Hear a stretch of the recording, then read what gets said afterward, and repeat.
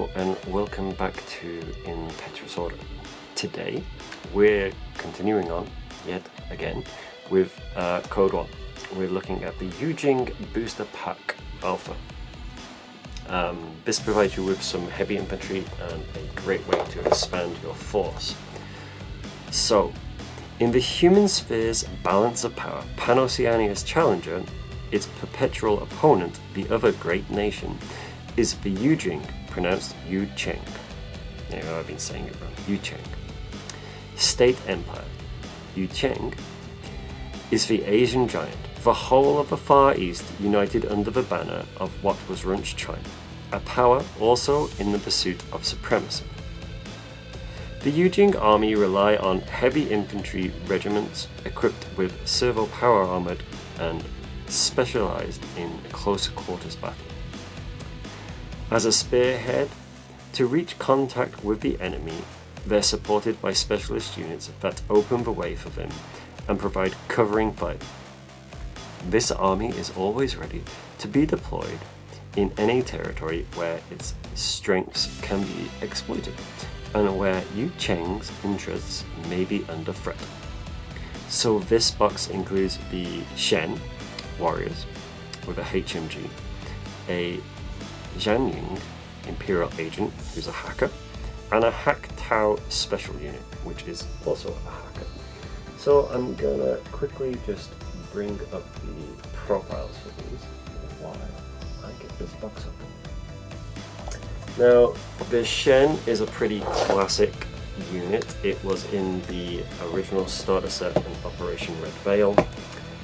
I know that it has the HMG, it is a reasonable close combat guy, and it has multispectral visor. Level 2, I believe, but that might be different in Code 1. So let's, oh dear, try and open this box up.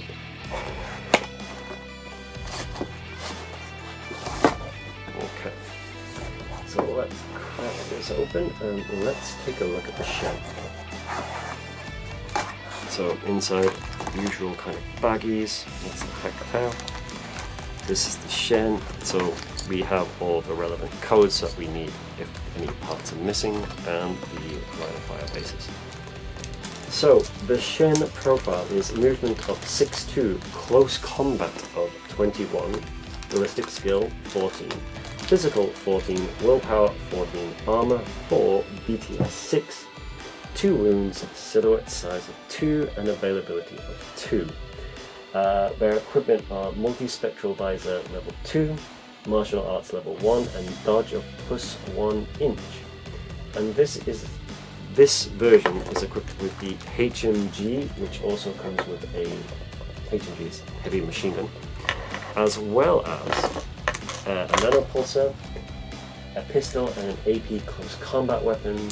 It's about 1.5 SWC and 5 points. So he is a pretty expensive addition to your force, and he would be a great counter to the Swiss Guard. So here we have the torso with a long flowing jacket. As you can see, this is a kind of early N3 sculpt, so we're still looking at a lot of parts, but with getting better in terms of doing the contact point. So you can see that the joint between the leg to where it will join the torso is pretty good. We then have a very Chinese style close combat weapon, which is just read out as close combat. Even though he's got a HMG, he can hold his own in close combat with martial arts at level 1 and a close combat of 21.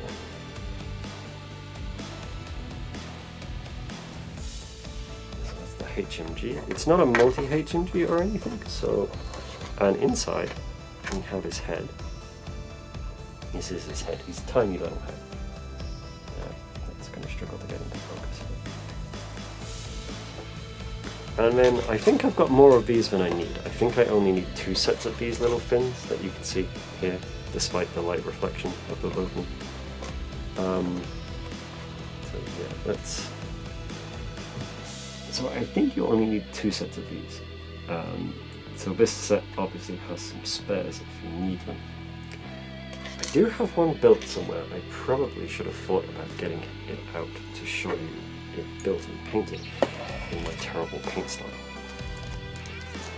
Overall, this is a unit when I started again in N3, I relied heavily on as a counter for close combat guys, as well as being there to discover people.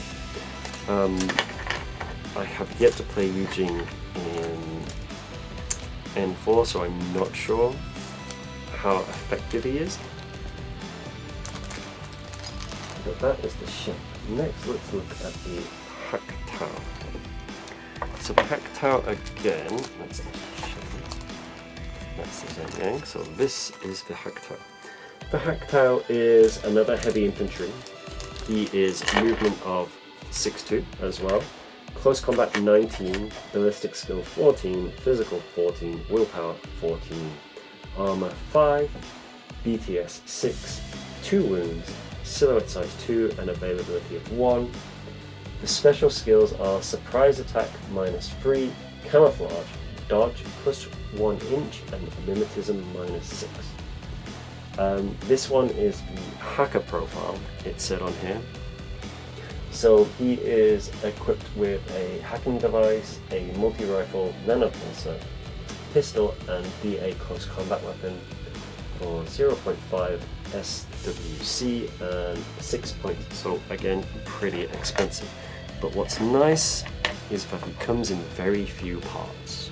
So he'll be nice and easy to glue. This is his main body. Let's get that into focus. So nice big chunky open connector for his backpack and the multi-rifle, which is slung on his back. I quite like units with weapons slung on their back, especially for a hacker. Here is his little hacking head. It's really hard to